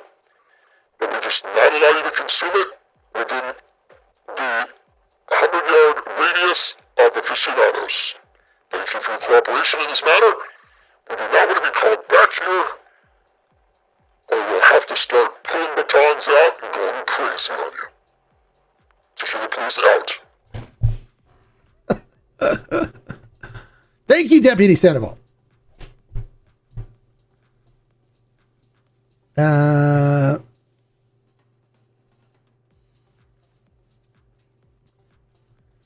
About $20 more for the reserve over private. Well, I haven't tried the reserve yet, so I'll let you know. I need to review it. I haven't reviewed it yet. Now, see, I don't try any of the tequila and stuff until I review it. When I review it, that's when I first open it. So I haven't tried it yet. They sent it to me a while ago, so they're probably wondering what the heck is going on. But one of the things I don't like doing is when they send them a bunch out to a bunch of different influencers. I don't like doing it at the same time as a lot of the other influencers are doing it, because then I look like an paid influencer guy, and I want to let their opinions and stuff, paid opinions or whatever they are, dissipate in the air like flatulence that they are, and let my review sit on its own good merit. So it's about due. I'll probably be doing the review on it soon, because I haven't seen people talking about it. So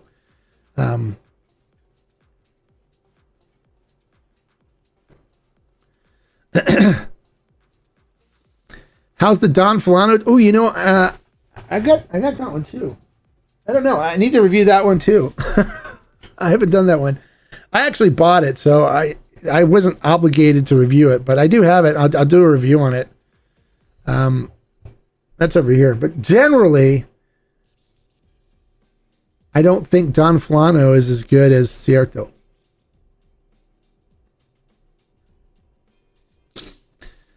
I think Pura Sangre is actually better than Don Fulano, which I love the Pura Sangre brand, and it's less expensive. But that's their house brand. Pura Sangre is 1146's house brand.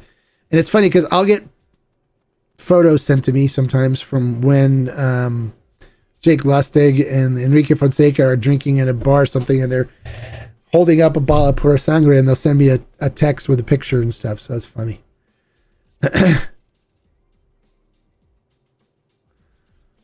Hey, Jonathan. Good to see you, bro. Bro. How you doing, bro? Good to see you.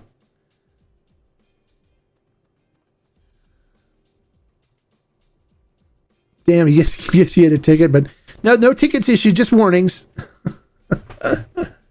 You don't like Cuervo. Well, Cuervo owns 1800. It's part of their profile. They make it the same way.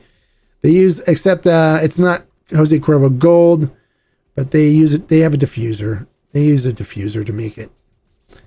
Yeah.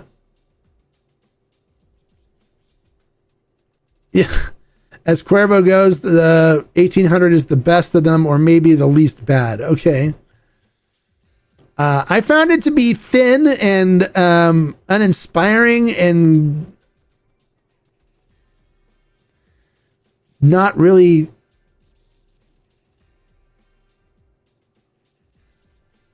flavorful. I was like, had a weird aftertaste to it I didn't like. You know what used to be really good is a Centenario. Used to be really good. Back before they started diffusing it. That was one Cuervo product that I actually used to drink. And And this was back before they started using the diffuser on it. Because then once it changed, and I forgot, it was like from the blue stripe on the bottom to the green stripe. It went from being not diffused to using the diffuser in it. And they wouldn't admit that they used the diffuser on it, but you could taste it. And then I stopped drinking the Centenario, but the Centenario Añejo was good stuff. I liked it. That was one of the few Cuervo products that I enjoyed. Well, the Reserva de Familia was good before they started diffusing it too. And then finally, they would deny that they used a diffuser on Centenario. And then finally, one of their marketing people messed up and said that they blend Horno or autoclave juice with diffused juice to create a unique flavor profile, and they weren't supposed to talk about that, but he did, and it blew up. And then they're like, okay, yeah, we used the diffuser on it, and you can taste it. It's got that bitter aftertaste in it that I don't like. Was that I have the Reserve Collection Añejo, and I'm waiting to open. I need to open it soon. I love all things 1140. So there you go. It's good. That I'm so excited for the La Luna thing that you're going to do. By the way, I'm the guy in Discord with the weird Chinese name. Oh, okay. You mean guy, right? You're the guy in Discord. Although even if you're the gay, that's fine.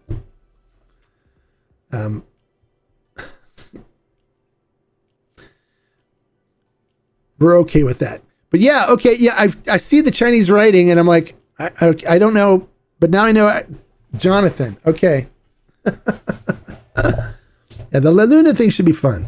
The La Luna, we're getting a single barrel aged La Luna Tequiliana expression. So Salvador's sending that to me, sending me samples, and I'll do the live stream.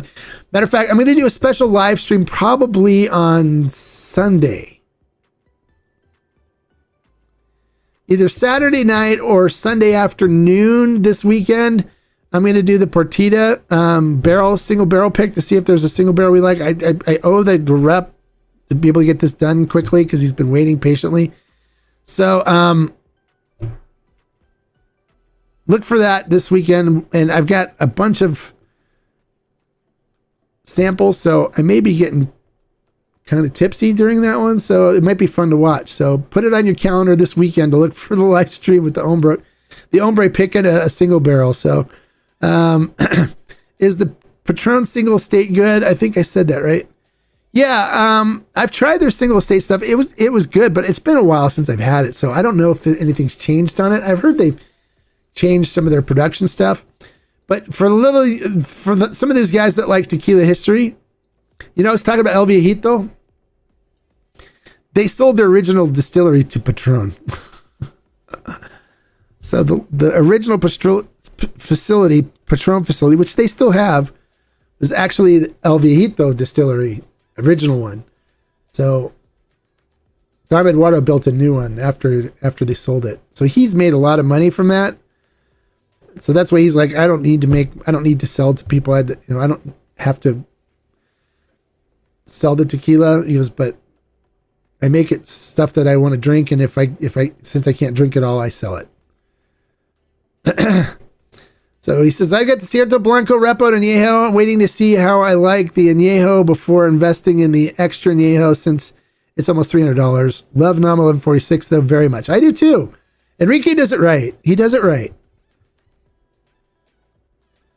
Love the Partida Reposado. Okay, well, we're doing single barrel Añejos, so we'll see. I used to like Partida when the Partidas were making it, but then when they sold the brand, the company they sold it to moved it away, and it's like, why would you not have the Partidas make Partida?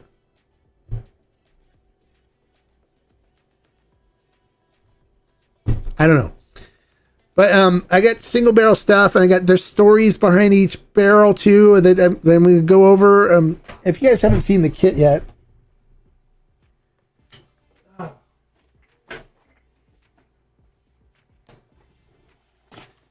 this is the kit they sent me.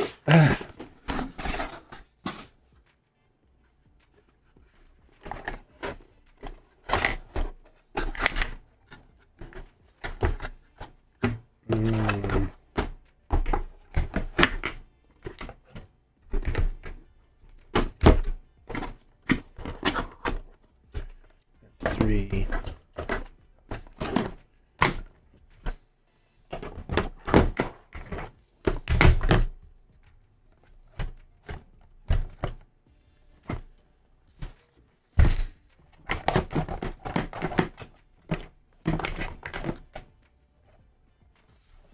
So these are the sample bottles that I have to drink through. I don't have to drink all of them, you just all of it, but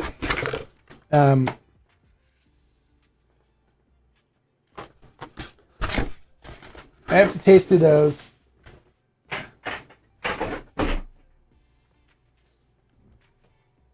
And I got all this information. These are Añejo single barrels. And it has all this different information they sent me. And then they sent me a thing from the from Jose Valdez, who's their master tequilero, on each barrel, and like a story behind it or something. So I got to go open up that email and look through that. But Partida used to be really, really good. And then they sold it and they changed the distilleries. And then it went. And so I haven't been a big fan of Partida since. I did get the Roble Fino, and that stuff wasn't bad. I liked it. It was good.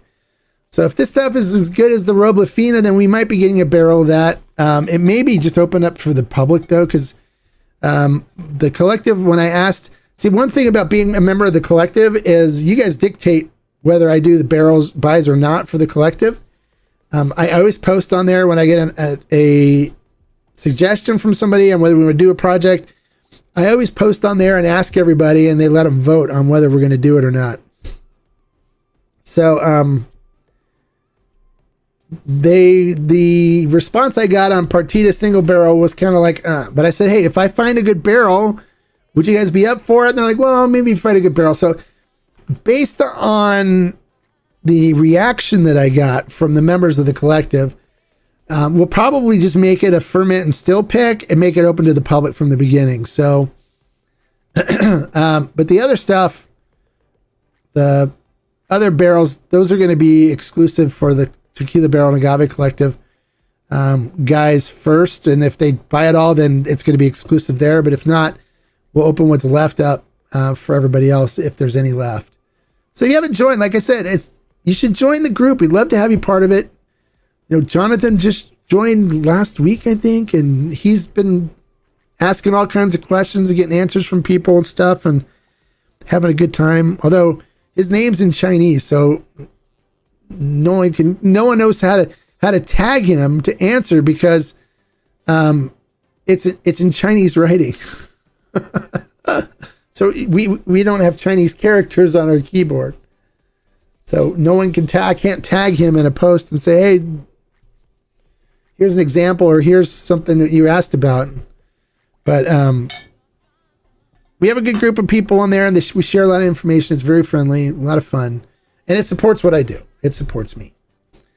Or you can do the super chat here to you guys, and you guys don't forget too. We got 28 people here and only 12 likes. Click the thumbs up while you're there. Just give me a like for spending all this time talking to you guys. Come on. Click the thumbs up. It doesn't cost you anything. I want to see that thumbs up. The likes go up. It's only 12 right now.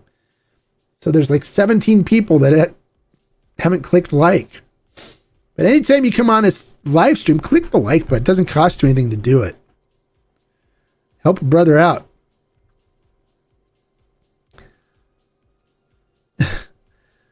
Yeah, it's because it's like no one can tag you because we don't have Chinese characters on our keyboards. So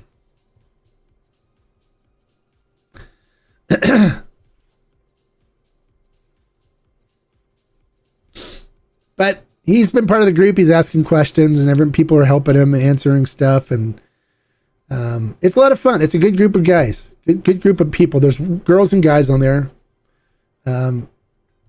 And we all share a lot of information. And then when I get insider stuff of things that are coming down the pike, I always post it there too. So, but the last La Luna was great, and I'm not a big fan of mezcal yet. I think, well, it's tequila. I mean, it's a ancestral tequila.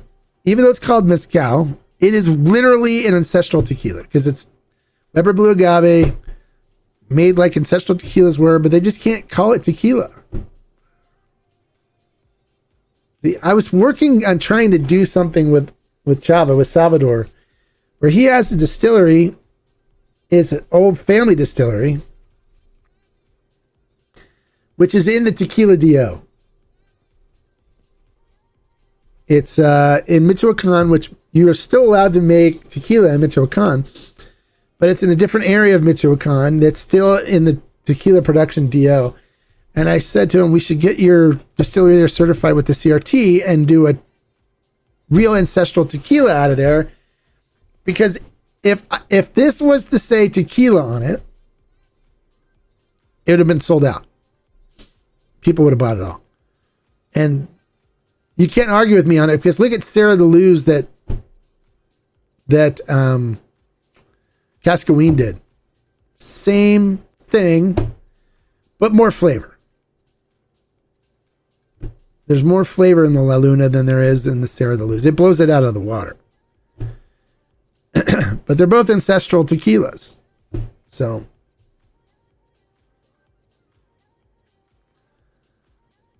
would love to see you do a blind face-off videos. One every category. What do you mean a blind face-off video? Blind tasting repos, blancos, and Neos type of thing?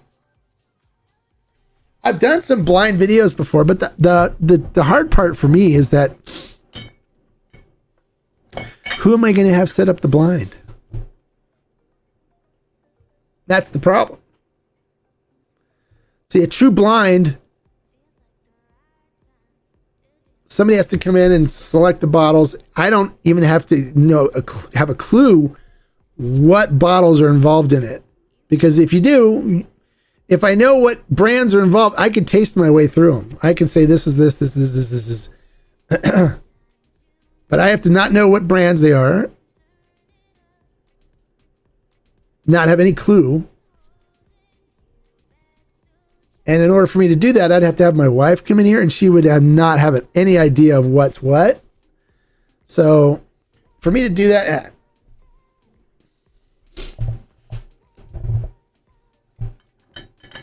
but if you want to see me blind tasting stuff, come watch the barrel picks. Those are fun. And I taste through them, and like we did one on the El Tesoro barrel pick, where I went through them and systematically narrowed it down to the one that was by far the best. So that's the barrel that we're getting for the collective.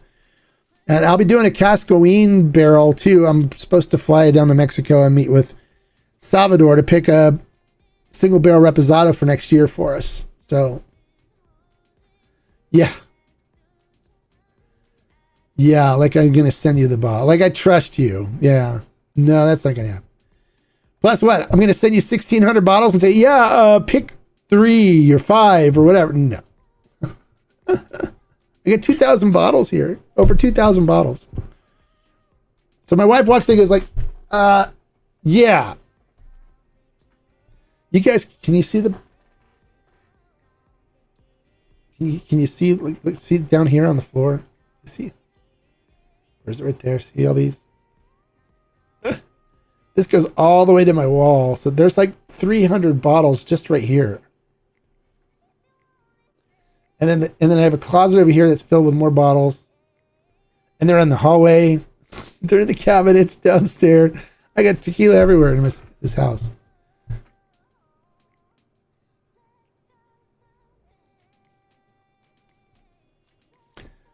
Oh, Curiosity Pulp. That was the group that I did the live stream with. No.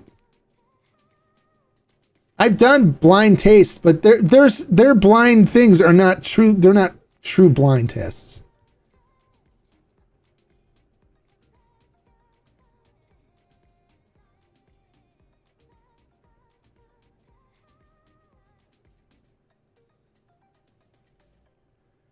So, what was this? Jonathan Lean's Cascaween Dona is pretty good. If that's up your alley, you can give San Matias Dona a shot. Didn't see, did he ask something?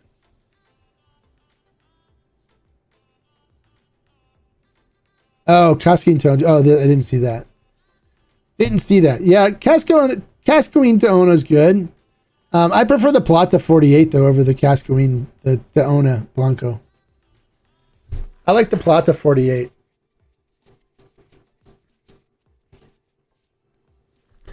But their Dona Blanco is good. Everything from Cascaween is pretty solid. Just the stuff that they're doing now is getting ridiculous with the pricing.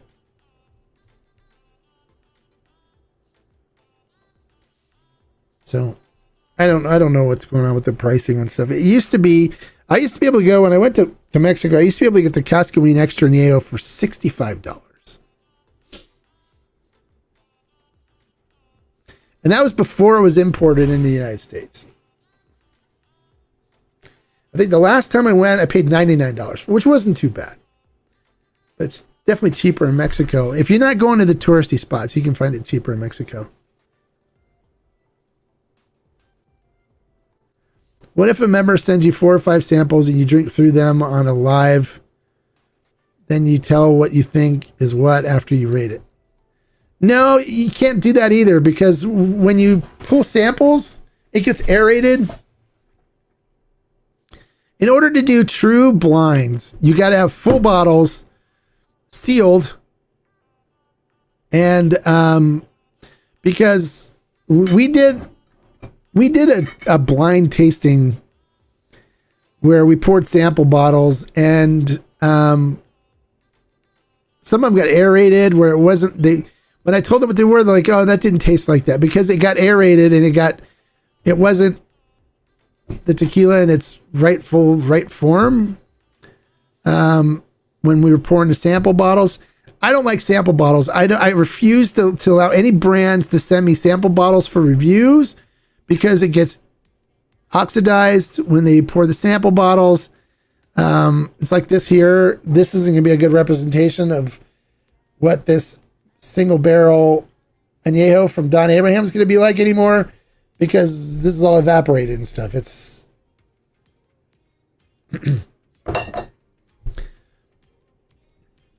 so I don't do samples. Some of the guys in the group sent me some aging stuff, so I'll do the aging stuff. And taste through those.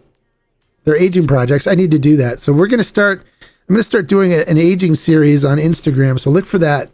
We're going to talk about aging your Blancos and stuff yourself. And I'll taste through, some of the members of the collective sent me their samples. I need to taste through them. I still have them downstairs. I haven't opened them yet. But, sample bottles are a horrible way of doing blinds. And it makes me sick when I see people doing reviews on tequilas from a sample bottle, because it's like, oh, you're going to judge them based on an aerated bottle that you got from somebody that probably poured it out of an already open bottle that was half full anyways. That tequila is so degraded, it's not even going to be worth it doing a review, and it's not fair to the brand.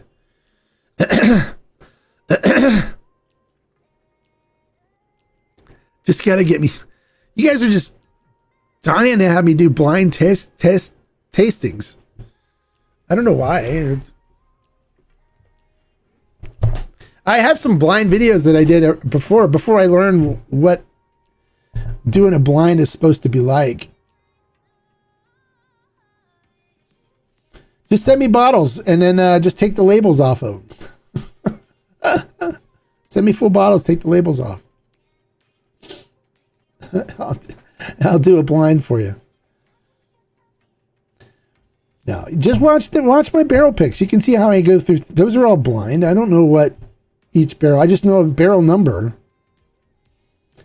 But you can see me tasting through, picking up the notes, talking about what I taste in them. What is a blind tasting really? It's not going to do anything really. People, for some reason, do blinds because they feel like they have to determine if there's a winner or not, a better one or not.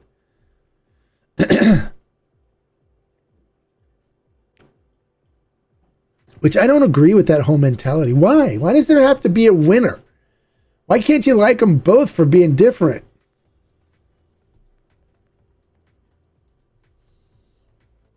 Yes, the Pina Topper would be definitely a giveaway. It would be, what's the name of that one? Cenote, right? No, I know you weren't thinking Cenote, but Cenote's got a gold Pina. Or bronze, copper and green. I love the metal Pina on the Cenote bottles. Yeah, but the only reason why people do blinds is because they're trying to pick a winner. And why do you need to pick a winner? I don't agree in that. The only time you should do a blind, which is not really a blind, but the only time you should really pick a winner is when, number one, you're picking barrels, right? It's the same brand, but you're just picking the flavor profile that you like the best. So picking barrels is great. And so I love doing barrel picks. I've done a lot of barrel picks. I've done a lot of barrel tastings. And you guys get to see a true blind then because it's the same brand. We're picking a winner from the same brand. It's supposed to be the same flavor profile. I'm not trying to determine which reposado I like the best because I could pick one time and pick another one the next time, depending on what mood I'm in for what flavor profile and stuff.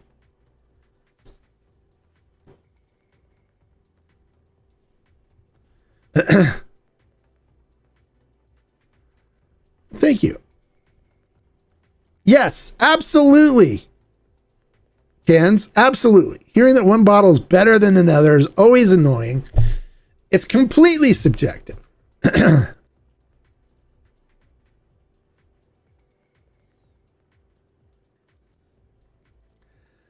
The blinds has always been, well, who cares?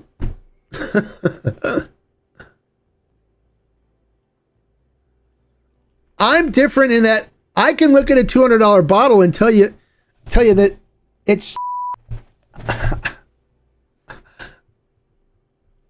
I'm not impressed by the price tag on the bottle. You watch enough of my videos, Jonathan, and I'll tell you, is this thing worth $300 or whatever? And I'll go, oh, no, it's not. Price tags don't mean nothing to me. Neither do pretty bottles. And even highly regarded brands, I've said, I don't know what they're thinking on this. It's not that good. But see, the difference between me and a lot of these other guys is I can say that because I have the respect of the producers. They know I love what they do. And they know that not everything that they make, I'm going to like. And they're okay with that. And they know it's nothing personal. Sergio Cruz and Sergio Vivanco know, and we laugh about stuff like that. Like, oh, you didn't like this. I go, no, I didn't. But I love this. And they go, yeah, that was really good. Yeah. And we're still friends. We still love each other. We're like family. It's all good. But barrel picks is where the true blind is because you don't know. It's the same brand. So the only thing you're picking that's better is the flavor profile of the barrel. And there is good and bad flavor profiles from barrels. So not every barrel tastes the same.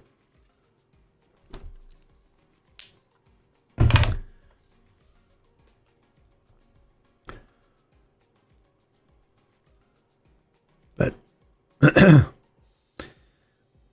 have a spreadsheet of all my tequila, ranking them, but honestly only use it to recommend specific tequilas to friends that ask for recommendations. I really don't use it for my personal choices. Well, that's good.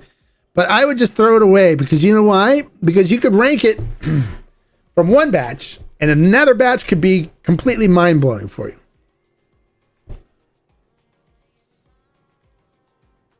So you rated it off of one batch from a brand. But challenge yourself sometime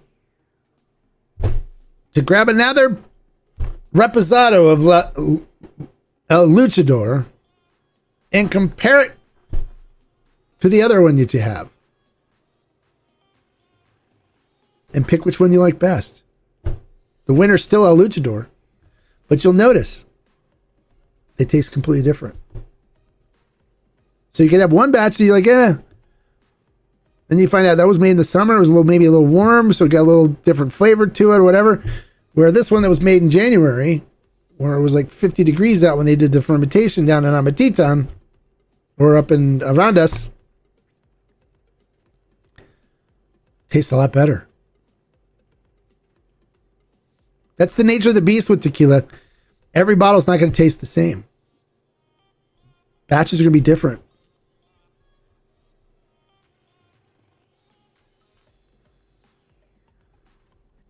Yes, it's correct. Taste is subjective and too many other variables involved. I just like doing blinds for friends at gatherings so they can find out what they really like without the knowledge of the bottle. That's fine. I don't mind doing blinds for people where I'll put their brand, but they don't know what brands they're going in. I can do that because I can select the brands before they show up to go against their brand, and it gets them exposed to more tequila. But I don't make them pick which one they like best.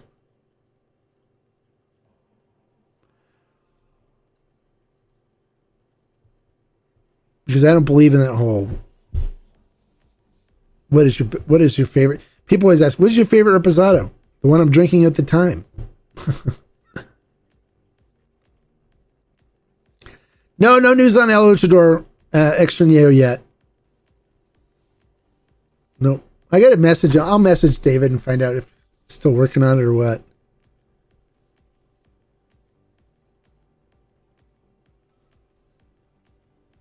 Yeah, absolutely. You could.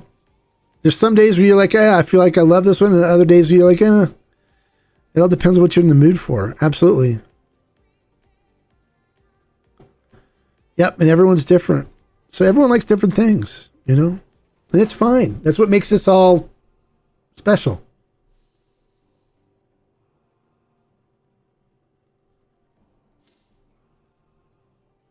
All right, we get better with the likes. So 22, and still like to see you guys click the thumbs up and get those likes up to 28.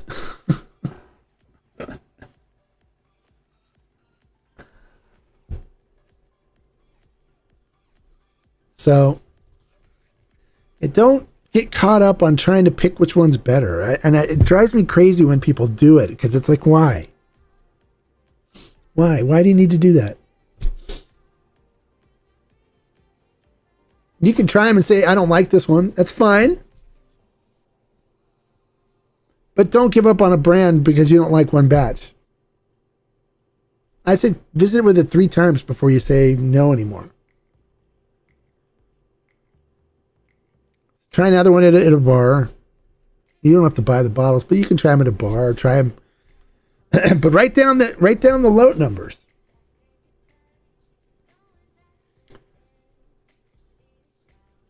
Like eventually, Santo will probably make another extra añejo. Eventually, for those of you that bought this one, write down the load number because this is load 1. This is load 1. This is the first batch. So write it down, and then in the future, if you try another extra añejo, you can pull yours out and compare it against it. See the difference in the flavor profile. See what you like more. If you like one more or less.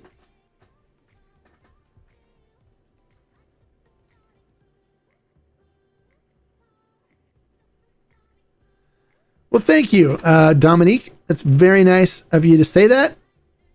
I do this for, for fun and to help you guys. So I'm glad that your tequila knowledge levels up. And that's the whole idea. When I do my reviews and my informational videos is to give you guys more knowledge, because knowledge is power, right?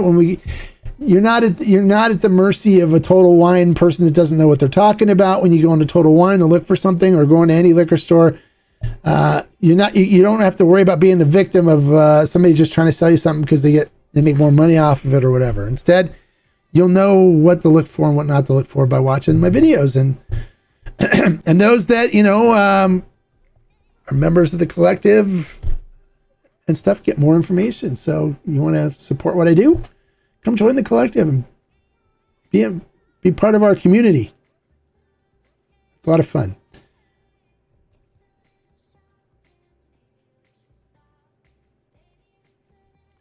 Too true. Blinds help them with friends that have been influenced by marketing, bottle design, and college. Yeah, of course.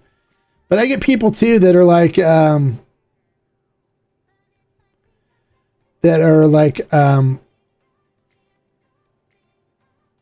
don't drink tequila because I once got sick, and now that the smell of it makes me sick, and so I went to the bar and said, "Hey, can you give me a shot of that tequila there?" So they poured a little in a glass and said, "Here you go." And I'm like, "It's rum or something." He goes, "Oh, okay." So he smelled it. And he took a drink, and he goes, "Oh, this tastes really good. What is it?" I go, "It's tequila, you jack." He's like, "What? It's tequila." And he goes, "What do you mean it's tequila?" And I go, "It's what real tequila tastes like, you jack." He just starts laughing. You think I drink something that tastes like what you drank in the 70s when you were in college, you moron? Yeah, I insult my friends like that. He just laughs because he knows I love him. He knows we're just joking. Always leave with more knowledge. Well, that's good to know. I'm glad it helps you guys. It changes your mentality a little bit. That's the whole object. That's why I spend 2 hours. Holy crap. I better wrap this up though. We'll have a live stream this weekend where I'll do the barrel tasting on the Tequila Partida. I didn't see it's already been 2 hours. Wow. But thank you guys for coming and spending a couple hours with me this evening where I went on some rants. We'll do it again next Thursday, same time, 6:30 p.m. Pacific Standard Time. But look this weekend for another live stream where we'll do the barrel selection for the Partida, see if there's something worth picking. I gotta let the rep know if there is. They've already had a couple bottles get picked by other people, so. But until then, like I always say, life is too short to drink bad tequila, guys. So watch the videos, go back and revisit them. Click the thumbs up, comment on them, learn as much as you can. Join the collective on Discord, ask questions. I'm there to help.